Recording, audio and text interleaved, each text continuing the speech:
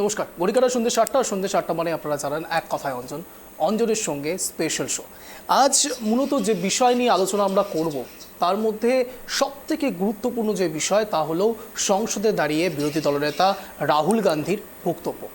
আপনারা জানেন অভয় মুদ্রা, এর আগে অভয় মুদ্রা নিয়ে রাহুল গান্ধী একেবারে সরব হয়েছিলেন অধিবেশনে চলাকালীন অবস্থাতে, এবং সেই অধিবেশনে অভয় মুদ্রা নিয়ে যেসব কথা বিরোধী দলনেতা রাহুল গান্ধী বলেছিলেন তা নিয়েও জোর জল্পনা কল্পনা চলেছিল। আজ আবারও যে শব্দবন্ধ ব্যবহার করেছে বিরোধী দলনেতা রাহুল গান্ধী তা সবাইকে ভাবাচ্ছে।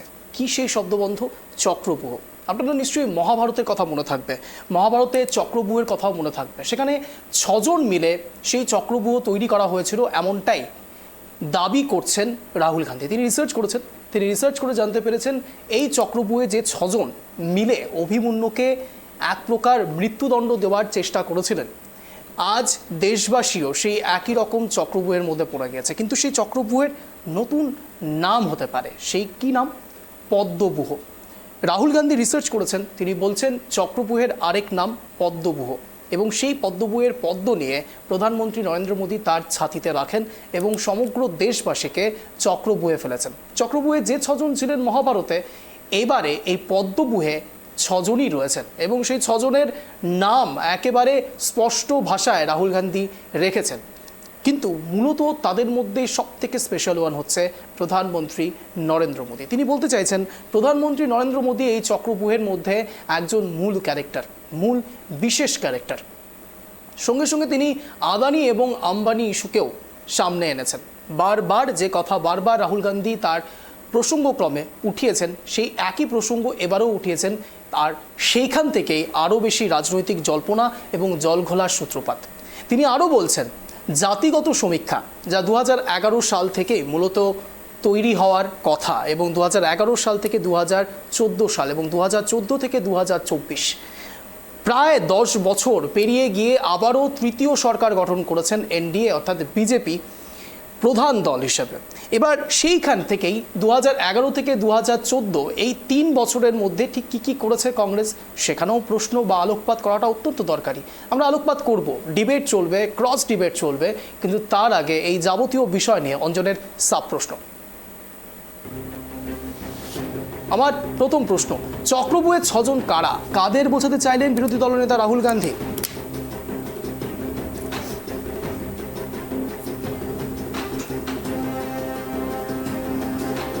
আমার দ্বিতীয় প্রশ্ন, সত্যি কি সাধারণের জন্য বাজেট 2024? আমার তৃতীয় প্রশ্ন,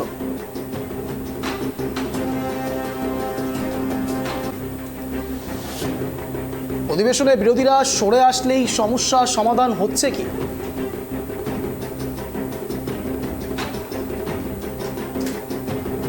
আমার চতুর্থ এবং অন্তিম প্রশ্ন, রাজনৈতিক সমীকরণে জনতার নাবিশ্বাসে নজর দেবে কে? এই যাবতীয় প্রসঙ্গ নিয়ে আগামী 1 ঘন্টা আলোচনা পর্ব চলবে, কিন্তু তার আগে রাখছি এক বিশেষ প্রতিবেদন, তারপর আসছি আলোচনায়। দেখুন,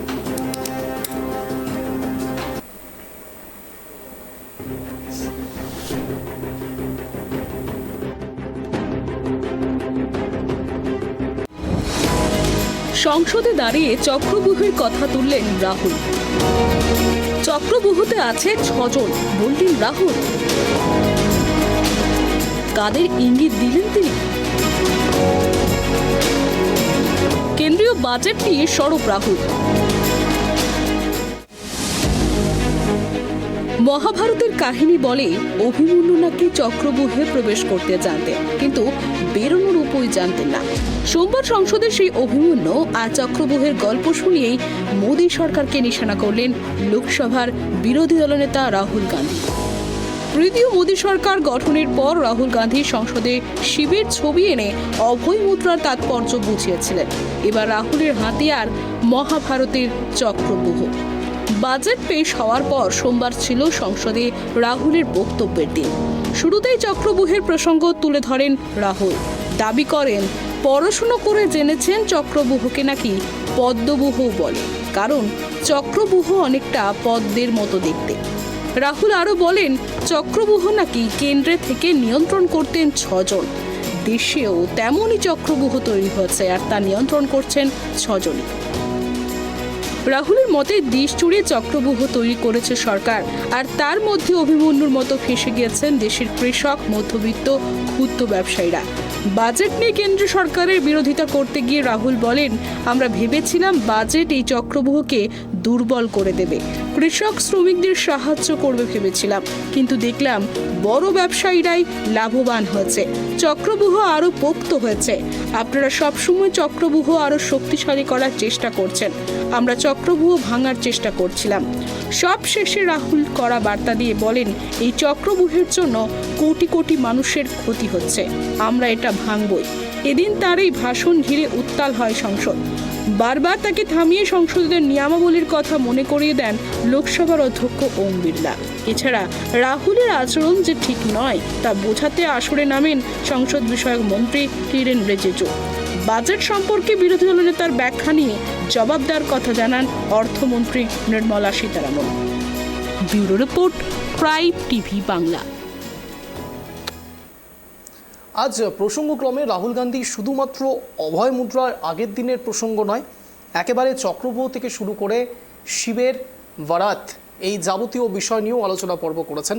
এবং ঠিক সেই জায়গা থেকে যে রাজনৈতিক জল্পনার সূত্রপাত, সেই রাজনৈতিক জল্পনা আজ প্যানেল শোতেও হবে, ডিবেট শোতে হবে। প্যানেলে থাকা বিরোধী এবং শাসক উভয় পক্ষ থেকেই আমাদের সঙ্গে ইতিমধ্যে জুড়ে রয়েছেন। বিরোধী বিজেপির সমর্থক রয়েছেন স্নেহায়ন সরকার, আমাদের সঙ্গে শাসক দলের পক্ষ থেকে রয়েছে, এবং বিরোধী শিবির কংগ্রেসের সমর্থক রয়েছেন রতন বালা। আপনাদের দুজনকেই স্বাগত প্রাইম টিভি বাংলা এক কথা অঞ্জনের শোতে। আর কিছুক্ষণের মধ্যে আমাদের সঙ্গে তৃণমূলের সমর্থকও জুড়বেন। কিন্তু আমার প্রথম প্রশ্নই থাকবে স্নেহায়ন বাবুর কাছে। স্নেহায়ন বাবু, আজ অধিবেশন চলাকালীন অবস্থাতে সংসদে রাহুল গান্ধী যে মন্তব্য করেছেন, বিশেষ করে জাতি গণনা, চক্রব্যূহ এবং এমএসপি নিয়ে, আপনারা কি একটু বেগ পাচ্ছেন? দেখুন, বিষয়টা হচ্ছে গিয়ে যে উনি রাহুল গান্ধী উনি কতটা সদিচ্ছায় রাজনীতি করেন, এবং কার্যত উনাকে তো প্রায় ধরুন উনি একটা পার্ট টাইম পলিটিশিয়ান, তো উনাকে উনার দলই হয়তো এই চক্রব্যূহতে ফেলে দিয়েছে, যেখান থেকে উনি বেরোনোর পথ পাচ্ছেন না। তাই জন্য উনি এখন এই ধরনের চক্রব্যূহ বা এই ধরনের কথাবার্তাগুলো বলছেন। বিষয়টা হচ্ছে যে বাজেট নিয়ে আজকে এটা প্রথম দিন না, আজকে উনাকে এখন বিরোধী দলনেতা করা হয়েছে, উনি প্রশ্নগুলো করলেন। এর আগেও ধরে নিন মাল্লিকা, মানে রাজ্যসভায় উনাদের যিনি leader of the opposition Mallikarjun Kharge, উনিও প্রশ্ন করেছেন। উনাদের বাকি যে দলগুলো আছে, শরিক দলগুলো আছে, তারাও প্রশ্ন করেছে।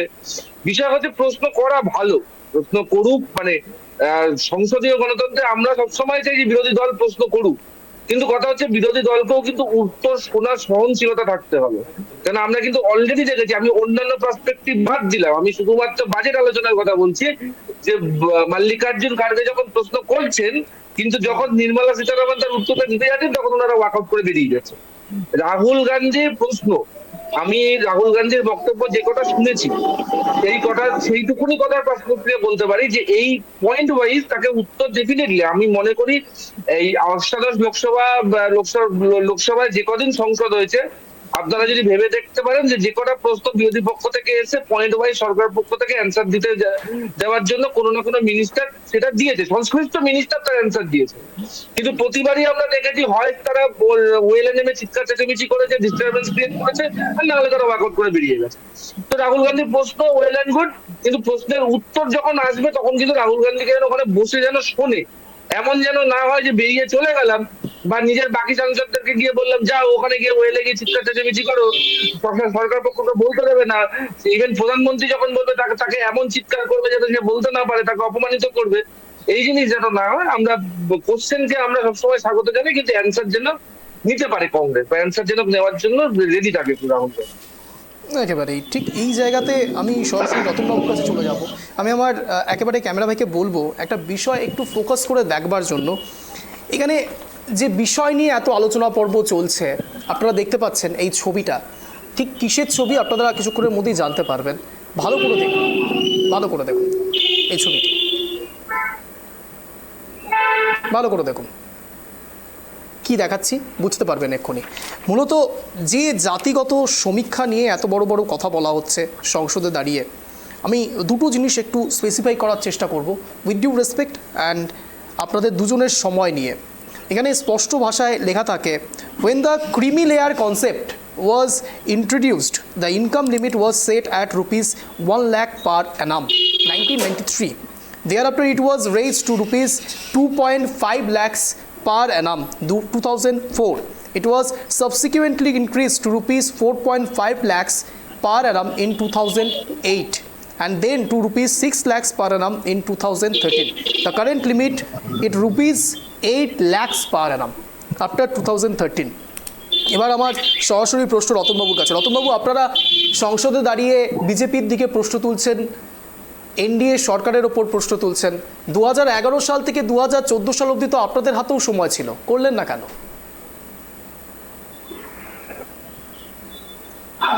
অঞ্জনদা, একটু বলি আপনাকে যে দেখুন, চক্রভূর যেই রচনা তৈরি করেছে আপনি মহাভারতে আমরা দেখেছি, তার মেন কারিগর ছিল হচ্ছে শকুনি।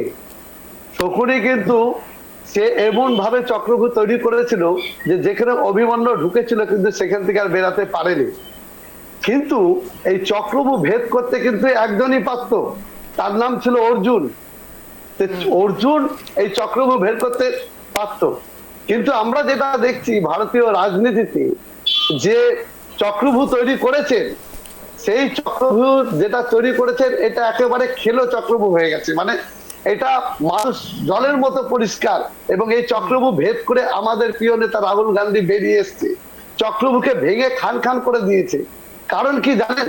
কারণ রাহুল গান্ধী হচ্ছে সেই মহাভারতের অর্জুন, যার জন্য তাকে ঘেরাও করার চেষ্টা করেছিল, কিন্তু দেখা গেল যে সেই চক্রভূ তাতে তাকে ফেলতে পারলো না। আমি দ্বিতীয় প্রশ্নে আসি আপনার, আপনি যেটা বলছেন জনগণনা বা জাতি গণনার ব্যাপারটা, এটা আমরা কিন্তু যখন ক্ষমতায় ছিলাম, আপনি জানবেন অঞ্জনদা, যে ভারতবর্ষে 10 বছর পর পর কিন্তু জাতি গণনা বা জনগণনা কিন্তু শুরু হয়েছিল।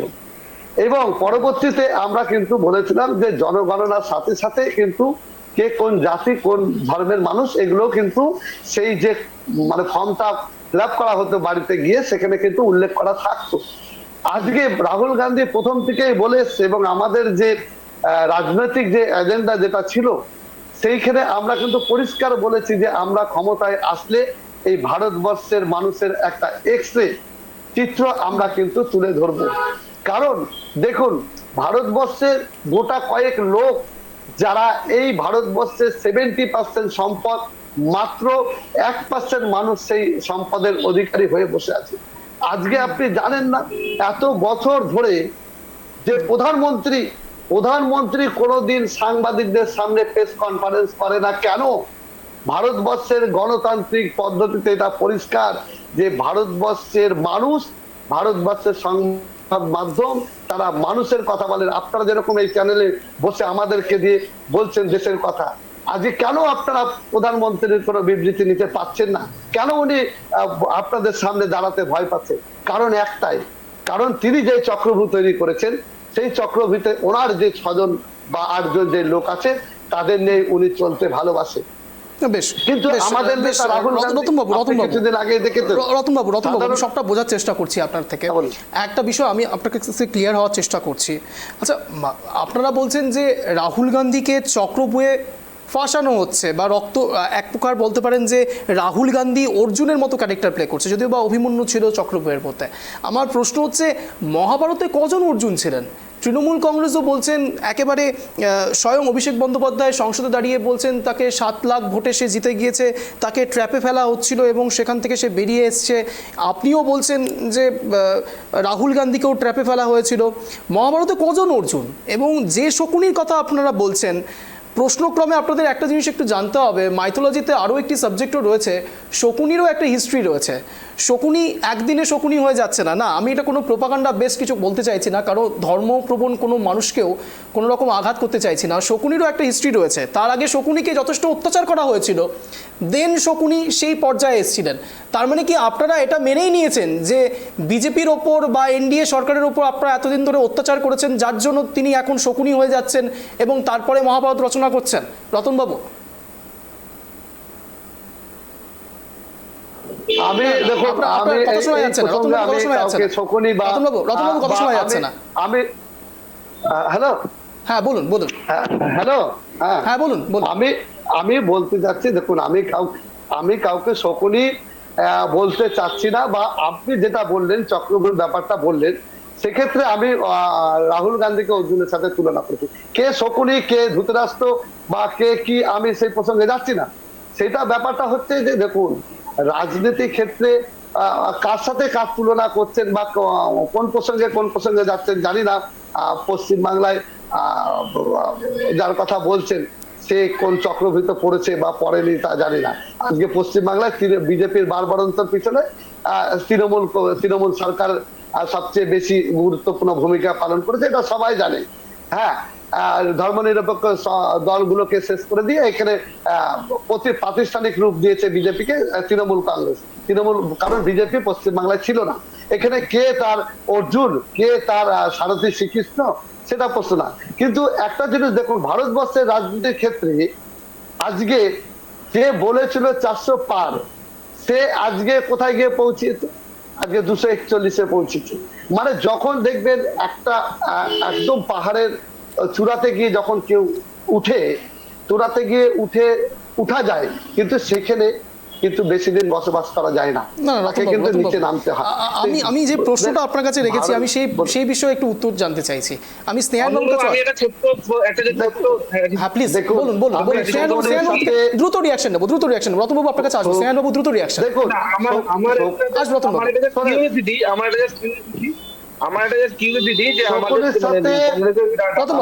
রতন বাবু আসবো, দ্রুত রিঅ্যাকশন একটু নিয়ে নি। স্নেহান বাবু বলুন। আমি কংগ্রেসের দাদা বলছেন যে এই যে চক্রবুটা ভাঙতে পেরেছে রাহুল গান্ধী হচ্ছে ভারতীয় রাজনীতির অর্জুন। তাহলে আমাদের প্রশ্ন হচ্ছে গিয়ে যে এই চক্রব্যূহ ভাঙার জন্য আমরা জানি যে আমরা যদি মহাভারতকে একটু দেখি, তো অর্জুন একাই সচেষ্ট ছিল যে চক্রব্যূহ ভাঙার জন্য। তার মানে এখানে রাহুল গান্ধী একাই সচেষ্ট এই চক্রব্যূহ ভাঙার জন্য। তার মানে মমতা ব্যানার্জি, অখিলেশ বা অরবিন্দ কেজরিওয়াল বা স্ট্যালিনের দরকার নেই তো? রাহুল গান্ধী একাই লড়ে নিতে পারবেন তো? এটাই আমার একটা ছোট্ট প্রশ্ন। না ঠিক আছে, যে প্রশ্নটা করছেন যে রাহুল গান্ধী একা পারবে কিনা, আজকে যে অঞ্জনদা যে প্রশ্নটা করেছেন, দেখুন ভারতবর্ষের রাজনীতিতে আজকে ভারতবর্ষের জাতীয় কংগ্রেস 60 বছরের বেশি ভারতবর্ষে ক্ষমতায় ছিল, এবং ভারতবর্ষে যখনই কখনো ধর্ম সাম্প্রদায়িক শক্তি যখনই মাথা চাড়া দিয়েছিল, তখনই কিন্তু ভারতবর্ষের মানুষ জাতীয় কংগ্রেসের উপরে ভরসা করেছে। হ্যাঁ, ভারতবর্ষের রাজনীতিতে বহুদলীয় ব্যবস্থা আছে, সেখানে ছোট ছোট আঞ্চলিক দল, বিভিন্ন রাজ্যের বিভিন্ন আঞ্চলিক দল থাকে, তারা সাধারণ মানুষকে কিছু পাইয়ে দিয়া বা সাধারণ মানুষের কাছে তারা তাদের গ্রহণযোগ্যতা তৈরি করে তারা নিজেদের মতো করে বিভিন্ন অঞ্চল ভিত্তিক তারা তাদের ক্ষমতায় থাকে। এটাতে অস্বাভাবিক কিছু না, থাকতেই পারে।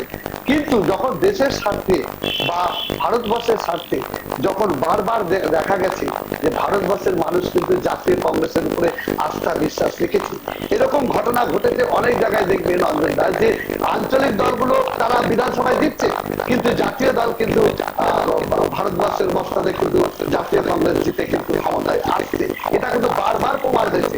আজকে পশ্চিমবাংলাতে যখন সিপিএম ছিল, দেখা গেছে তখন সিপিএম পশ্চিমবাংলায় আঞ্চলিক দল, কিন্তু আবার দেখা যাচ্ছে ভারতবর্ষে কিন্তু সেখানে জাতীয় কংগ্রেস, সেখানে জাতীয় ভারতবর্ষের দেশ কিন্তু ভারতবর্ষের দেশ। এটা অস্বাভাবিক আছে না? অস্বাভাবিক হচ্ছে না। দেশের স্বার্থে আজকে বলুন তো অঞ্জন সরকার যে এই সরকার করেছিল, তৈরি করেছিল, এই বাজেটটা কি তৈরি করেছে? এই বাজেটে তো আপনারা দিন পালন করেছে। সাধারণ মানুষের কোনো সুরাহা হয়েছে? সাধারণ মানুষের কোনো সুরাহা হয়নি। আজকে গরিব মানুষ যারা দিন আনা দিন খাওয়া মানুষ, তাদের কোনো সুরাহা এমএসপি যেটা বলেছে কৃষকদের জন্য নেয় কোনো হয়েছে? দিন মুকুব হয়েছে কৃষকদের? আমি এই বিষয়ে রিঅ্যাকশন দেবো।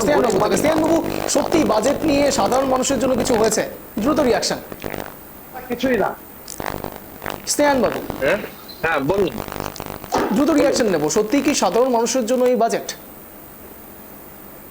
না দেখুন, এই বাজেটের যে চারটে মূল ট্যাগলাইন বা চারটে যে মূল ধারা যেটাকে রাখা হয়েছে, যেটার উপর এমফাসিস করা হয়েছে, একটা হচ্ছে এডুকেশন স্কিলিং, একটা হচ্ছে গিয়ে এমএসএমই, একটা হচ্ছে গিয়ে এগ্রিকালচার, আর একটা হচ্ছে গিয়ে ওমেন এম্পাওয়ারমেন্ট। ঠিক আছে, এই যে চারটে ধারার উপর যে এমফাসিসটা করা হয়েছে, এই চারটে ধারার তো লাভটা তো মেনলি সাধারণ মানুষ পাবে।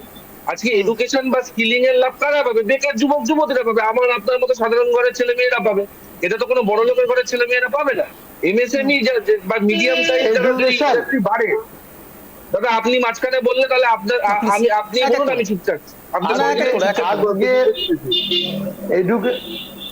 রতনবাবু আগে শুনে নি, তারপর আপনার কাছ থেকে দুটো রিয়াকশন নেবো। স্নেহানবাবু বলুন, শেষ করুন। রতনবাবু বলার সুযোগ দেবো। স্নেহানবাবু বলুন। এডুকেশন বা স্কিলিং নিয়ে আমি যেটা বললাম যে এটা তো সাধারণ ঘরের ছেলে মেয়েরাই লাভটা পাবে। দ্বিতীয় হচ্ছে কি এমএসএমই তে যারা কাজ করে, যে ওয়ার্কার্সরা কাজ করে, তাদের যদি আজকে জীবনধারার উন্নয়ন হয়, সেটা কারা হবে? এখানে কারা কাজ করে? আজকে ওমেন এম্পাওয়ারমেন্টের কথা বলা হচ্ছে, ওমেন এম্পাওয়ারমেন্টের জন্য যে স্কিম গুলো আনা হচ্ছে, লাখপতি দিদি বা ড্রোন দিদি বা এসএইচজি নিয়ে নতুন কিছু প্ল্যান্স করা হয়েছে, সেই সুযোগ সুবিধাগুলো কারা পাবে? একদম প্রান্তিক স্তরের মহিলারা পাবে।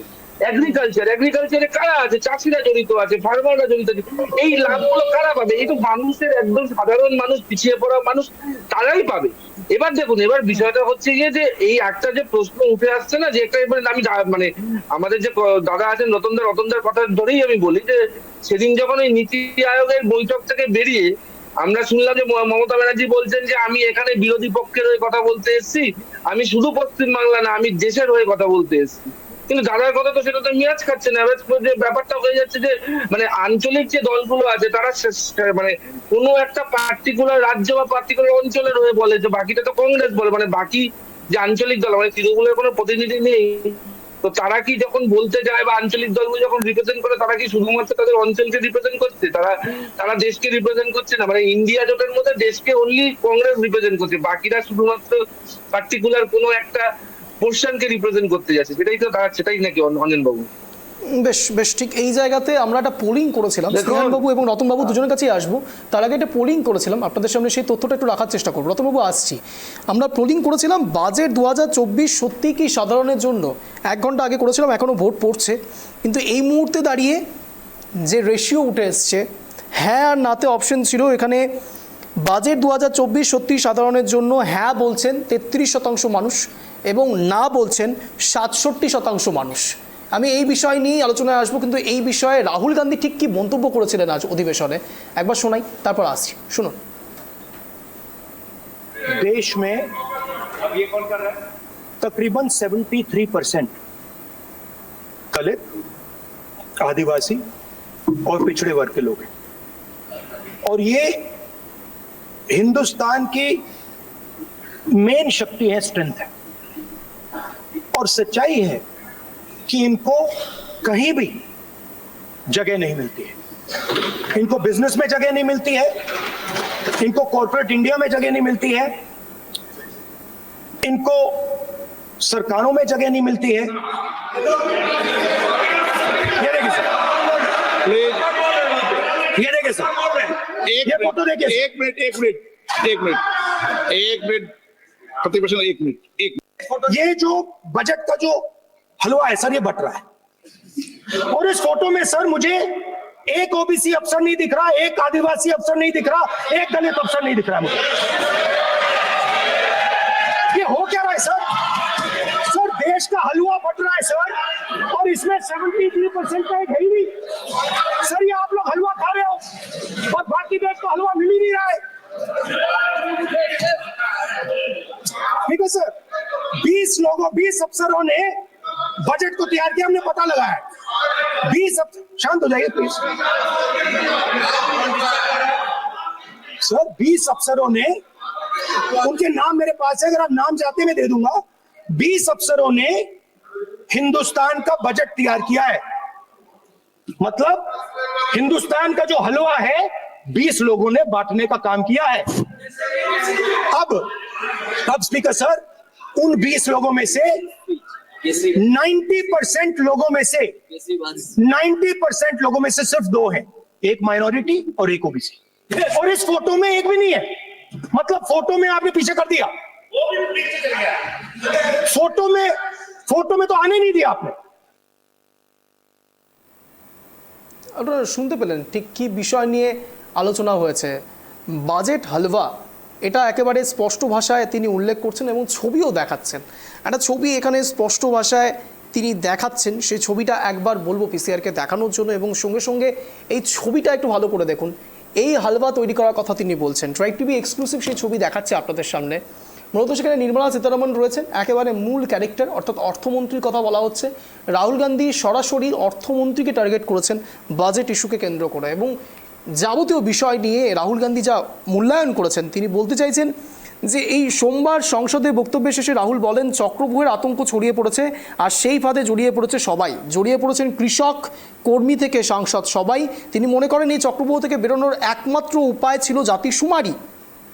সঙ্গে সঙ্গে তিনি আরও বলেন জাতিশুমারির কথা তো বললেনই, তার সঙ্গে সঙ্গে ন্যূনতম সহায়ক মূল্য এমএসপি নিয়ে এদিন আশ্বাস দিয়েছেন এক প্রকার রাহুল গান্ধী। আমি ঠিক এই জায়গাতেই সরাসরি চলে যাব রতনবাবুর কাছে। রতনবাবু, দ্রুত রিয়াকশন নেব। রতনবাবু ইতিমধ্যে আমাদের সঙ্গে অনলাইনে কানেক্ট থেকে বেরিয়ে গিয়েছেন। আমি সরাসরি চলে যাব স্নেহানবাবুর কাছে। স্নেহানবাবু, যে বক্তব্য করেছেন, আজ পেশ করেছেন রাহুল গান্ধী, তিনি বলছেন চক্রব্যূহের আতঙ্ক ছড়িয়ে পড়েছে, সেই ফাঁদে সবাই পড়ছেন, কৃষক, কর্মী এবং সাংসদ, অর্থাৎ মূলত বিরোধী দলদের কথা বলছেন। কি বলবেন? প্রথম কথা হচ্ছে অঞ্জনবাবু যে বলেছে, রতনবাবুও চলে গেলেন। আর চক্রব্যূহ যখন কথা উঠেছে যে চক্রব্যূহ ভাঙা, চক্রব্যূহতে তো অভিমন্যু পড়েছিল, অভিমন্যু আটকে পড়েছিল, বেরাতে পারছে, একমাত্র ভেদ করেছিল অর্জুন। তো সেই অর্জুন রাহুল গান্ধী। তো সেটা আমার মনে হয় তৃণমূল বা অন্য কোনো দলের প্রতিনিধি থাকলে তারা বেটার বলতে পারতো আমাদের বলার থেকে। কিন্তু বিষয় হচ্ছে দেখুন, রাহুল গান্ধী যখন ওখানে দাঁড়িয়ে আদিবাসীদের কথা বলছে, ট্রাইবালসদের কথা বলছে, এদিকে ঝাড়খণ্ডে যেখানে ট্রাইবালস জনসংখ্যা, যেটা ট্রাইবাল অধ্যুষিত একটা স্টেট, সেই স্টেট থেকে আজকে ঝাড়খণ্ড থেকে আজকে ট্রাইবাল পপুলেশন কমে যাচ্ছে, সেই নিয়ে উনি কথা বলতেন। বা সেখানে তো উনাদের জোট সরকার আছে, সেখানে গিয়েও যাতে উনারা ট্রাইবালদের জনসংখ্যা কেন দিনের পর দিন ঝাড়খণ্ড থেকে কমে যাচ্ছে সেই নিয়েও উনি আলোকপাত করলে ভালো হতো। কিন্তু যাই হোক, উনি যখন বলছেন তো বেশি ব্যাপারটা একটু উনি হয়তো না জেনেই বলছেন, উনাকে একটু লিখে দিয়েছে, উনি তো বলেন, উনি নিজে কতটা রিসার্চ ওয়ার্ক করেন সেটা নিয়ে সন্দিহান আছে। বিষয়টা হচ্ছে প্রায় 2 লক্ষ কোটি টাকার মতো। উনি তো বলছেন উনি রিসার্চ করেছেন। না, রিসার্চ ওয়ার্কের নমুনা আমি আপনাকে বলছি। প্রায় 2 লক্ষ কোটি টাকার মতো স্কিম, ঠিক আছে, প্রায় অ্যালোকেশন 2 লক্ষ কোটি টাকার মতো অ্যালোকেশন এসসিদেরকে দেওয়া হয়েছে, এসটিদেরকেও দেওয়া হয়েছে। এবং এর মাধ্যমে প্রায় 40 কোটি আদিবাসী, দ্যাট ইনক্লুড এসসি, এসটি এবং বিভিন্ন সম্প্রদায়ের ওবিসিরা এই সুবিধার, এই যে অ্যালোকেশন রাখা হয়েছে, এই সুবিধা পাবে। সরি, এসএসজি নিয়ে আমি আপনাকে বললাম, এসএসজি নিয়ে যে নতুন স্কিমটা আনা হয়েছে, এই এসএসজি নতুন স্কিমের সুবিধাটাও ডেফিনেটলি যে আদিবাসী যারা আছেন তারা পাবেন। এবং আরো জিনিস যেটা হচ্ছে কি, যে মুদ্রা লোনের সংখ্যা বাড়ানো হয়েছে, সেটাও আদিবাসী, এসসি, এসটি সবাই পাবে। কিন্তু বিষয়টা হচ্ছে গিয়ে যে এই এসটি, এসটি, ওবিসির যে কথাগুলো উনি বলছেন, উনি বলার আগে উনাকে একটা জিনিস মাথায় রাখতে হবে। একটা যে চর্চা বারবার করে উঠে আসছে না, যে এই বাজেট বক্তৃতার সময় যে এই স্টেট গুলোর নাম উঠে আসেনি কেন, বা ধরে নিন এই প্রকল্পগুলোর কোনো নাম উঠে আসেনি কেন। একটা ধরে নিন 80 মিনিটের বক্তৃতা সবকটা স্টেটের নাম বলা সম্ভব না, সবকটা প্রকল্পের নাম বলা সম্ভব না। সেখানে মেনলি বেশ রতনবাবু জুড়ে গিয়েছেন আমাদের সঙ্গে। স্নেহানবাবু, আবার আসবো আপনার কাছে, রিবারে করার সুযোগ পাবেন। রতনবাবু, দ্রুত রিয়াকশন। কথা কমপ্লিট আপনার 15 সেকেন্ড দিয়ে শেষ করে দিচ্ছি। 10 সেকেন্ডস। বেসিক্যালি যেটা করা হয় যে ডিপার্টমেন্ট ওয়াইজ অ্যালোকেশন বলে দেওয়া হয়। এবার সেই ডিপার্টমেন্ট গুলো রেসপেক্টিভ কোন প্রকল্পে কোন রাজ্যে কত অ্যালোকেশন যাচ্ছে সেটা তারা তো সেই জায়গা থেকে না জেনে এই যে কংগ্রেস বা বিরোধীরা বলেটা, আমার মনে হয় আগে জেনে নিতে হবে যে কোন ক্ষেত্রে কতটা অ্যালোকেশন আছে। বেশ রতনবাবু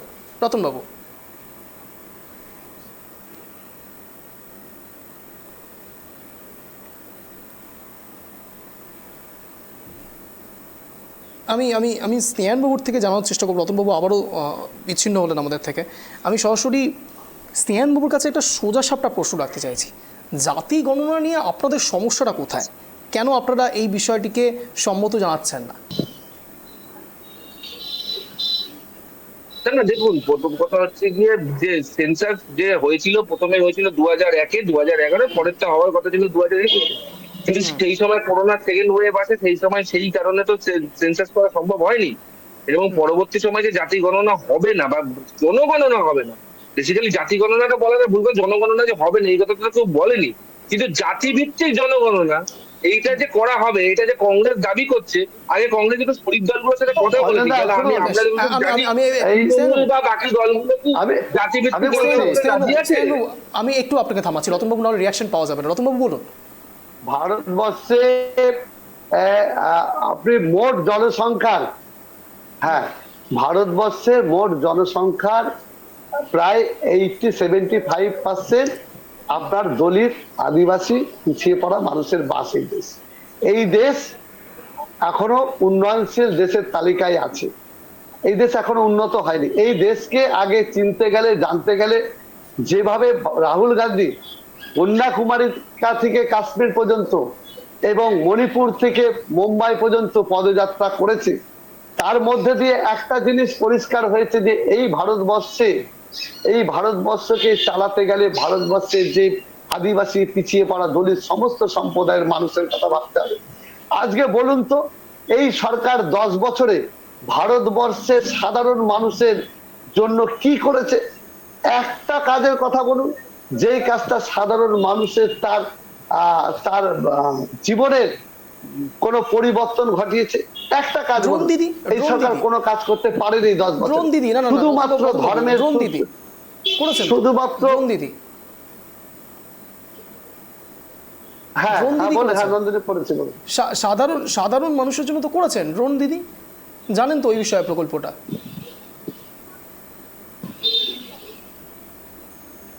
এরকম আরো ভুলে রয়েছে। দেখুন ওই বিষয়ে আপনার যখন প্রশ্ন হবে তখন না, সাধারণ মানুষের জন্য দেখুন 100 দিনের কাজ থেকে শুরু করে মিড ডে মিল, ঠিক আছে, শিক্ষার অধিকার, 14 বছরের নিচে সমস্ত ছেলে মেয়েদের যে শিক্ষার অধিকার থেকে মৌলিক অধিকার, এই সমস্ত জিনিস সমস্তটাই কিন্তু ভারতবর্ষের জাতীয় কংগ্রেস করেছে। এই সরকার ক্ষমতায় এসছে শুধুমাত্র মানুষকে প্রলোভন দেখিয়ে। আজকে বলুন তো, নোট বাতিল করে ভারতবর্ষের কি উন্নতি হয়েছে? জিএসটি চালু করে কি ভারতবর্ষের সাধারণ মানুষের কোনো পরিবর্তন হয়েছে? আজকে আপনাদের সমীক্ষায় দেখাচ্ছেন আপনার 67% মানুষ, তার বেশি মানুষ বলছে এই বাজেটে তাদের কোনো সুরাহা হবে না। মানুষ কি ঘাসে মুখ দিয়ে চলে? তারা কি ভারতবর্ষের রাজনীতির সাথে তারা জড়িত না? তারা কি রাজনীতি জানে না? আজকে বলুন তো, আজকে গণতন্ত্রকে কিভাবে শেষ করা হচ্ছে? আজকে প্ল্যানিং কমিশন, যেটা যোজনা কমিশন ছিল, সেই তার নাম পরিবর্তন করে নীতি আয়োগের কথা বলে আজকে নীতি আয়োগে কি হচ্ছে? আজকে দুটো মাত্র শরিক দল যারা আছে দিক, কাউকে দিতে অসুবিধা নাই। আপনি যদি দিতে পারেন সবচেয়ে খুশি হব আমরা জাতীয় কংগ্রেস যে না দিচ্ছেন আপনি। কিন্তু পাশাপাশি এটাও তো দেখতে হবে, আপনার তো খালি চন্দ্রবাবু নাইডু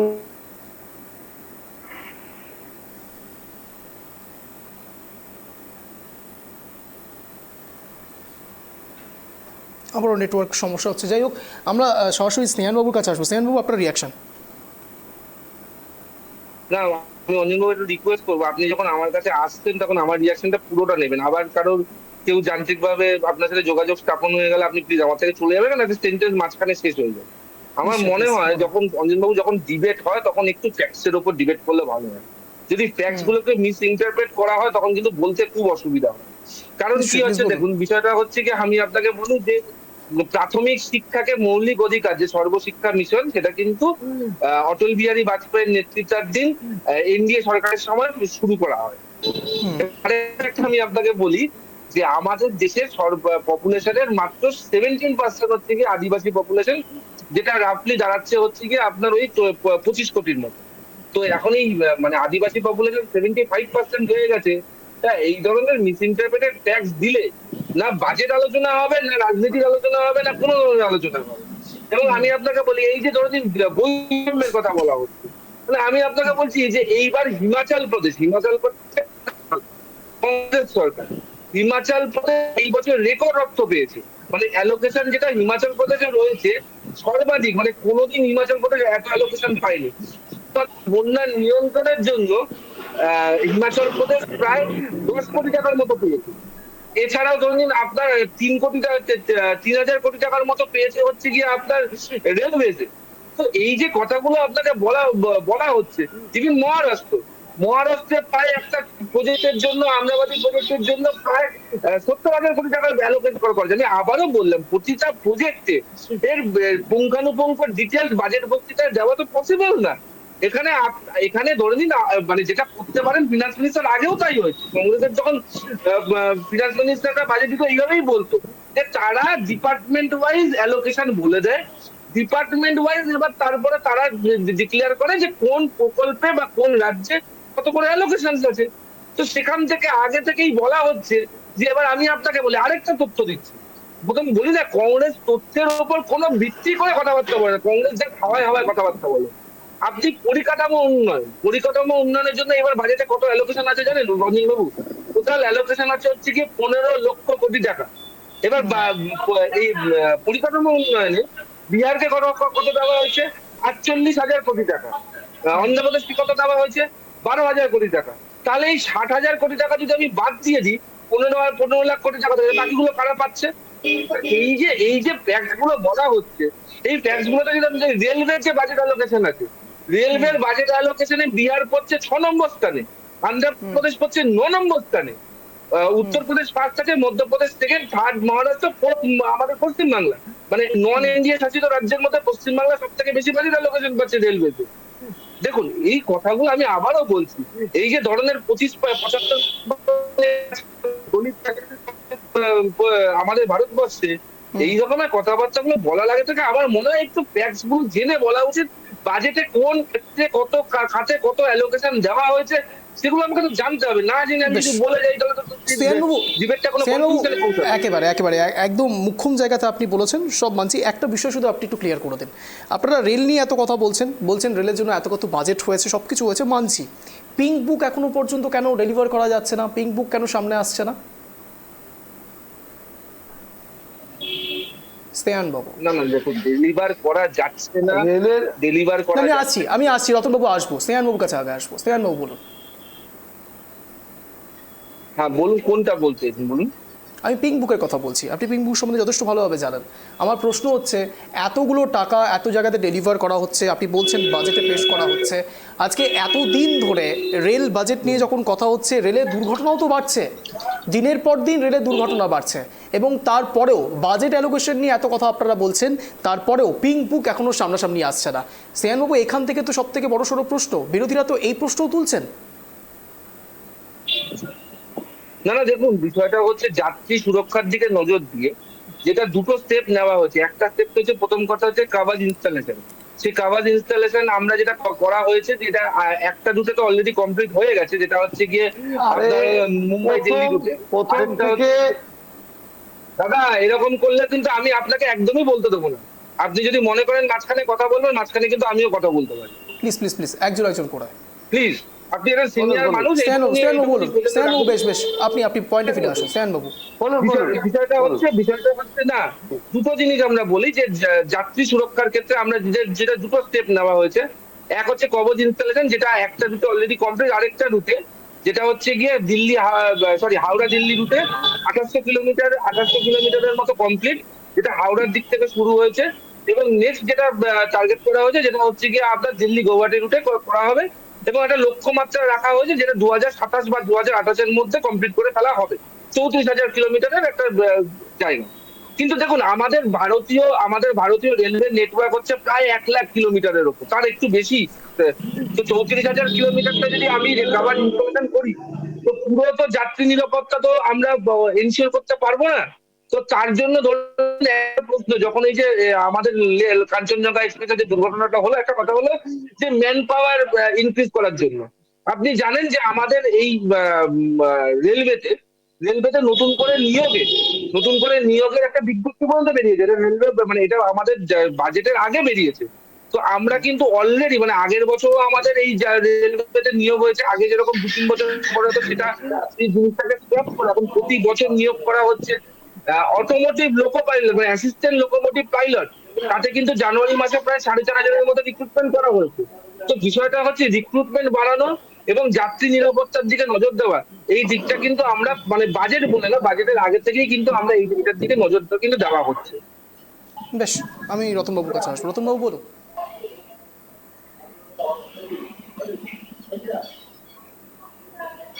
রতনবাবু, আমার কথা শোনা যাচ্ছে?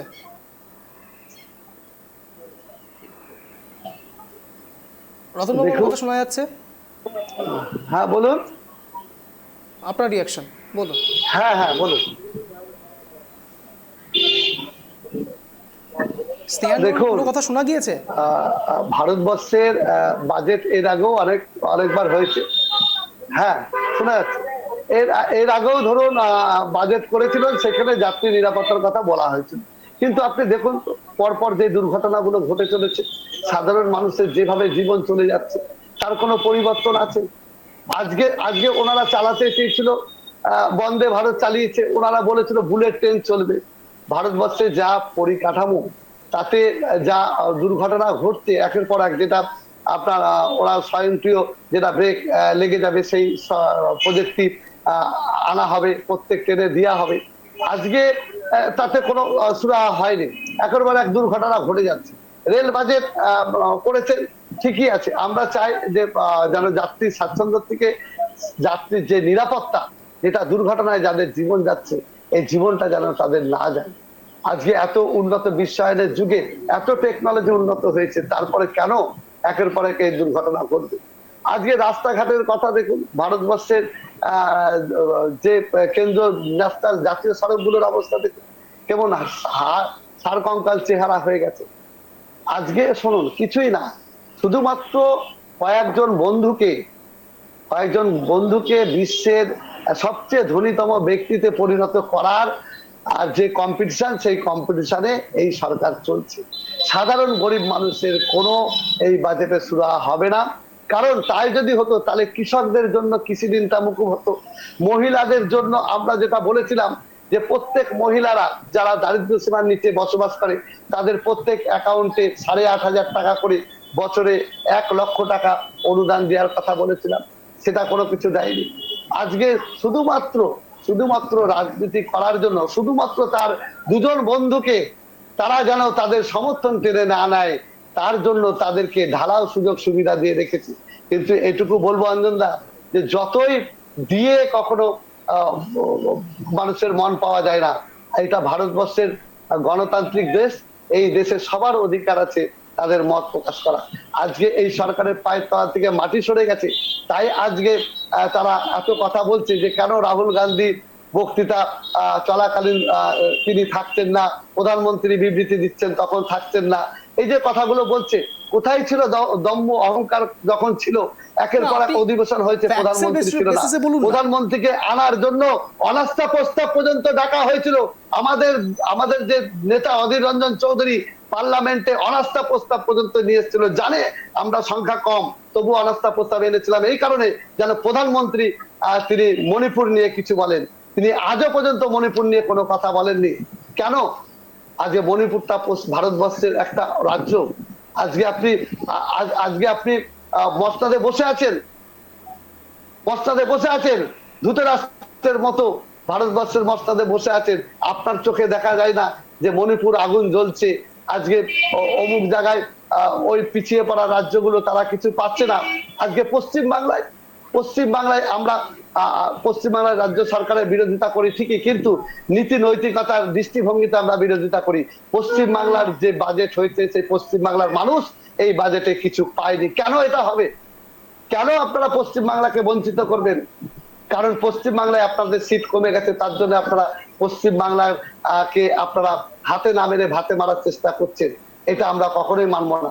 এখন ধর্মের সুশ্রী দিয়ে আপনারা রাজ্য ভাগ করার চেষ্টা করছেন, উত্তরবঙ্গকে আলাদা করতে চাচ্ছেন, মুর্শিদাবাদ জেলাকে আলাদা করতে চাচ্ছেন। আমাদের নেতা অধীর চৌধুরী বলেছে, এই ভারতবর্ষে যখন দ্বিজাতির ভিত্তিতে যখন দেশ ভাগ হয়েছিল, তখন থেকে এই মুর্শিদাবাদ জেলা ভারতবর্ষের সঙ্গে আছে। মুর্শিদাবাদের আপামর মানুষ, যারা সংখ্যালঘু সম্প্রদায়ের মানুষ, তারা ভ্রাতৃত্ববোধ, তাদের সাথে মিলেমিশে আমরা সৌভ্রাতৃত্ববোধ এবং একে অপরের সাথে প্রতিটা উৎসব ভাগ করে নিয়ে একসাথে থাকি। আজকে কেন তাদের কানের মধ্যে মন্ত্র দেওয়া হচ্ছে? মুসলিম দেখে তাদেরকে আলাদা করা হবে, তাদেরকে শায়েস্তা করা হবে, তাদেরকে কেন্দ্র বাহিনী দিয়ে কেন্দ্র শাসিত অঞ্চল করে তাদেরকে জব্দ করা হবে। হ্যাঁ, শুধুমাত্র রাজনীতি করার জন্য, শুধুমাত্র ক্ষমতায় টিকে থাকার জন্য। আজকে মুর্শিদাবাদ জেলায় যে দুটো আপনাদের এমএলএ আছে, আজকে তারাও বলতে শুরু করেছে যে মুর্শিদাবাদ জেলাকে ভাগ করা হবে, মুর্শিদাবাদ জেলার মুসলিমদেরকে আলাদা করা হবে। রতনবাবু, আপনি অনেকগুলো দিকে ঘোরানোর চেষ্টা করছেন, অনেকগুলো দিক বোঝানোর চেষ্টা করছেন। আমার মূল ইস্যু আজ দুটো, এক চক্রব্যূহ এবং সেখানে দাঁড়িয়ে থাকা এমএসপি এবং সঙ্গে সঙ্গে জাতি গণনা। আমি আপনাদের সামনে একটা ছোট্ট তথ্য রাখতে চাইব। 2010 সালে গোপীনাথ মুন্ডে একজন বিশিষ্ট বিজেপি নেতা এবং তৎকালীন লোকসভার সদস্য 2011 সালের আদমশুমারিতে সমস্ত বর্ণকে অন্তর্ভুক্ত করার জন্য জোরালোভাবে সমর্থন করেছিলেন। আমি আরও একবার রিপিট করি তথ্যটা। 2010 সালের গোপীনাথ মুন্ডে একজন বিশিষ্ট বিজেপি নেতা এবং তৎকালীন লোকসভার সদস্য 2011 সালে আদমশুমারিতে সমস্ত বর্ণকে অন্তর্ভুক্ত করার জন্য জোরালোভাবে সমর্থন করেছিলেন। 2018 সালে স্বরাষ্ট্রমন্ত্রক একটি উল্লেখযোগ্য ঘোষণা করেছিলেন, প্রথমবারের মতো আদমশুমারিতে ওবিসি অর্থাৎ অন্যান্য অনগ্রসর শ্রেণী জাতিদের অন্তর্ভুক্তির বিষয়টি নিশ্চিত করে। আমার প্রশ্ন ঠিক এই জায়গাটাতেই, রতনবাবু, আপনারা 2011 সাল থেকে 2014 সাল অবধি সময় পেয়েছিলেন, তখনও আপনারা এই বিষয় নিয়ে কোনো রকম আলোচনা সেইভাবে করেননি। তাহলে 2014 থেকে 2024 যখন বিজেপির সময়কাল চলছে, তখন আপনারা সেই বিষয় নিয়ে কেন কথা তুলছেন? আপনারা তো 3 বছর সময় পেয়েছিলেন, তখন কেন এই বিষয়ে কোনো আলোচনা করলেন না? করতে চাই রঞ্জন বাবু, একটু যা হ্যাঁ প্লিজ বলুন। না, আপনি যেটা বলছেন তার সাথে আরেকটা জিনিস, 2006 বা 7 সালে সার্চার কমিটির রিপোর্ট বেরিয়েছিল। তো যেটা সার্চার কমিটির রিপোর্টে উঠে এসেছিল আমাদের এখানকার মাইনরিটি সমাজের কি অবস্থা, কি দুরবস্থা। 2006 থেকে 2014 এর মধ্যে সার্চার কমিটির রিপোর্টের এগেইনস্টে কতগুলো স্টেপ নেওয়া হয়েছে। 2014 সময় বা তার পরবর্তী সময় আরো কি কোনো সার্ভে করে দেখা হয়েছিল যে মাইনরিটি সমাজের সত্যিকারের কোনো সাস্টেনেবল ডেভেলপমেন্ট হয়েছে কিনা? আমাদের যেটা বলা হয় আমরা মাইনরিটিদের বিরোধী, তো যারা মাইনরিটিদের পক্ষে, যারা এত বড় সেকুলার, তারা তাদের উন্নয়নের জন্য কি কাজটা করেছিল? বেশ, একেবারে অন্তিম পর্বের দিকে রয়েছি। আমি রতনবাবু থেকে দ্রুত রিয়াকশন নিয়ে 1 মিনিট করে স্ট্যান্ড পয়েন্ট রতনবাবু দ্রুত ভারতবর্ষ শুনুন,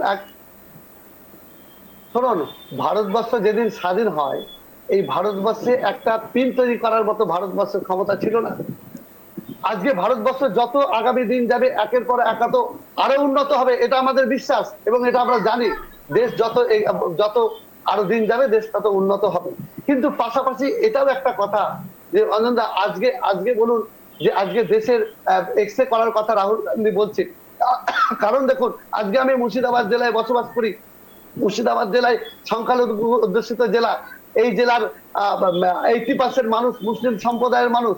এই জেলাতে যখন আমি কোনো কিছু ডেভেলপমেন্ট করতে যাব বা চাকরি বাকরি যাই করতে যাব, তাহলে সেই সম্প্রদায়ের মানুষ সেসব জায়গাতে বেশি থাকবে। যেখানে আবার দেখা যাবে যে হিন্দু বেশি আছে যে সমস্ত জেলাগুলোতে, সেখানে যখন আমি ডেভেলপমেন্ট করব, তারা কিন্তু ম্যাক্সিমাম যারা থাকবে তাদের কথা আমি আগে মনে করব। এইভাবেই তো আমাদের দেশটা চলছে। কাউকে বেশি দেবো, কাউকে কম দেবো, তা তো হবে না। যাদের সংখ্যা বেশি, পিছিয়ে পড়া আদিবাসী অধ্যুষিত মানুষ যারা আছে, তারা এখনো বঞ্চিত আছে। তারা উন্নয়নের ছিটেফোঁটা পর্যন্ত পায়নি। আজকে এই যে ঘরগুলো যেগুলো আপনার বেরাচ্ছে, প্রধানমন্ত্রী গ্রাম আবাস যোজনা, আপনি খোঁজ নিয়ে দেখুন তো, আদিবাসী অধ্যুষিত এলাকাতে চলে যান, কটা আদিবাসী মানুষের মাথার উপরে ছাদ হয়েছে। আপনি দেখুন তো, এসসি এসটি দলিত যে সম্প্রদায়ের মানুষ, তাদের মাথার উপরে কটা ছাদ হয়েছে। আপনাদের সময় কটা হয়েছিল? আমাদের তো এগুলোও দেখতে হবে শুধু। হ্যাঁ, আপনাদের সময় দেখুন, কটা হয়েছিল? আমরা আমাদের সাধ্য মতো যতটা পেরেছি করেছি। দেখুন, সময়ের সাথে সাথে কিন্তু সবকিছু পরিবর্তন হয় অনন্দা। আজকে আপনি 10 বছর আগের যে কথা বলছেন, 10 বছর আগে যদি কোনো মানুষ বার্ধক্য ভাতা পেয়ে থাকে 500 টাকা, 10 বছর পরে কিন্তু সেই বার্ধক্য ভাতাটা 2000 টাকা পাবে। এটাই আগে যদি 20 বছর আগে বুঝতে পেরেছি। রতনবাবু, একেবারে অন্তিম লগ্নে চলে এসেছি। আপনাদের দুজনকে এবার 1 মিনিট করে স্ট্যান্ড পয়েন্ট রাখার সুযোগ দেব। আমি সরাসরি দুজনকেই 1 মিনিট করে স্ট্যান্ড পয়েন্ট রাখার সুযোগ দিচ্ছি। আমি চলে যাবো সরাসরি স্নেহানবাবুর কাছে। স্নেহানবাবু, রতনবাবুর রিয়াকশন এবং আমার সংযোজন একটি জায়গাতে। আর কতদিন ধরে ডিবেটে জাতি গণনা নিয়ে আলোচনা হবে এবং এমএসপি নিয়ে আলোচনা হবে? আপনারা কবে শিথিল হবেন এমএসপি নিয়ে? স্নেহানবাবু, আপনার 1 মিনিট সময় শুরু হচ্ছে এখন। দেখুন, এমএসপি নিয়ে প্রথম কথা হচ্ছে, এমএসপি নিয়ে যতবারই আলোচনা হয়েছে ততবারই আমাদের কেন্দ্রীয় সরকার আলোচনা করতে রাজি আছে। কিন্তু একটা কথা বুঝতে হবে যে 2022 সালে এই বিষয়টা নিয়ে একটা মামলা হয়েছিল সুপ্রিম কোর্টে, এবং সুপ্রিম কোর্ট একটা 3 জন জাজের একটা প্যানেল পর্যন্ত তৈরি করে দিয়েছিল, এবং সেই প্যানেল কিন্তু একটা রিপোর্ট পেশ করে 98 পাতার। সেই 98 পাতায় কিন্তু রিপোর্টে বলা হয়েছিল যে এই মোমেন্টে এমএসপি এই 23টা যে পণ্যজাত দ্রব্যের উপর দাবি করা হচ্ছে তাতে এই মুহূর্তে ফর্মুলেট করা পসিবল। তো এখন বিষয়টা হচ্ছে এমএসপির উপর যে দাবি দেওয়া আছে সেটা আমরা আলোচনার সাপেক্ষ, এবং সুপ্রিম কোর্টের ভার্ডিক্ট মেনেই কিন্তু এটাকে এগাতে হবে, এটাকে কিন্তু একতরফা এইভাবে এগানো যাবে না। এবং দ্বিতীয় কথা হচ্ছে যে বাজেট নিয়ে যে কথা হচ্ছে, বাজেটের যে বৈষম্য নিয়ে কথা হচ্ছে, আমি আবারও বলি আমাদের রাজ্য এই যে ধরুন পরিকাঠামো উন্নয়নের কথা, আমি বললাম এই ফ্যাক্সের বাইরে গিয়ে কথাবার্তা বললে বলা খুব মুশকিল হবে। যদি এখন বলা মণিপুর নিয়ে নাকি প্রধানমন্ত্রী কোনোদিন সংসদে বলেননি, তাহলে এখন যদি এখন আমি মানে দিনকে রাত বলি, রাতকে দিন বলি, তাহলে আলোচনা এখানে শেষ হয়ে যাবে।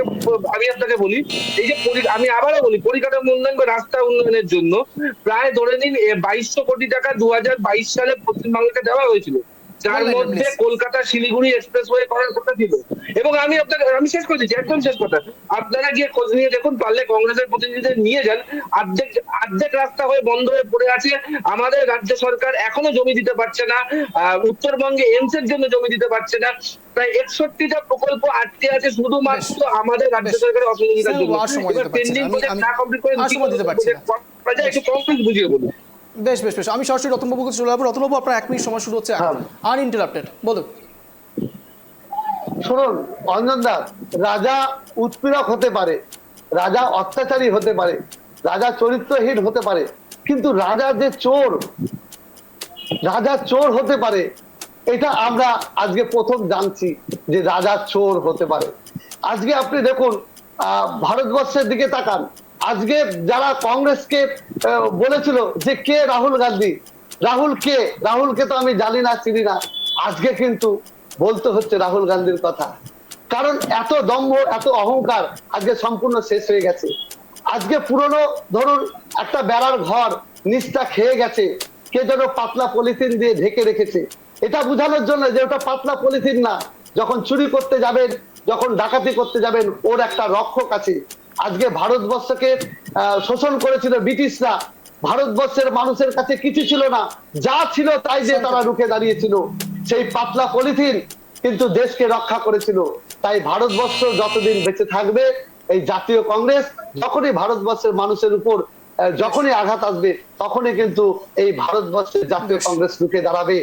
আজও দাঁড়াচ্ছে, আগামীতেও দাঁড়াবে, এবং আগামীতেও দাঁড়িয়েছিল। সকলকে ধন্যবাদ জানিয়ে আমি আমার কথা শেষ করছি। বাবু, দুজনকেই অশেষ ধন্যবাদ টাইপ টিভি বাংলায় আসার জন্য, এক কথা অঞ্জনের এই শোতে যোগদান করার জন্য। যে কথা বলে আজকের এই স্পেশাল শো শেষ করব, মূলত মহাভারতে শকুনি এবং তার সঙ্গে সঙ্গে অভিমন্যুর কথা আজ তুলেছেন, চক্রব্যূহের কথা তুলেছেন বিরোধী দলনেতা রাহুল গান্ধী। রতনবালা বাবুর কথা অনুসারে অর্জুনের ভূমিকা পালন করছেন রাহুল গান্ধী। বিশ্বাস করুন, এখন যদি নতুন করে আবার মহাভারতের সমাগম ঘটে, ঠিক সেই জায়গাতে নতুন করে মহাভারতের বিভিন্ন ক্যারেক্টারিস্টিক্স হয়তো তৈরি হতে পারে, কিন্তু কৃষ্ণের ক্যারেক্টারটা হয়তো প্লে করতে পারে শুধুমাত্র সাধারণ জনগণ, জনতা, জনার্দন। কেন বলছি জানেন? এখনও পর্যন্ত 1 ঘন্টা হয়েছে এবং লাস্ট যে পোল করেছিলাম, এখন সেই বিষয়ে বাজেট 2024 সত্যি সাধারণের জন্য কিনা, এই বিষয়ে নায়ের ভোট পড়েছে 71%। বুঝতেই পারছেন, জনতাই শেষ কথা বলে। এরকমই শো দেখার জন্য প্রতিদিন নজর রাখতে হবে সন্ধ্যে 7টায় ট্রাইব টিভি বাংলার পর্দায় এক কথা অঞ্চলে। নমস্কার।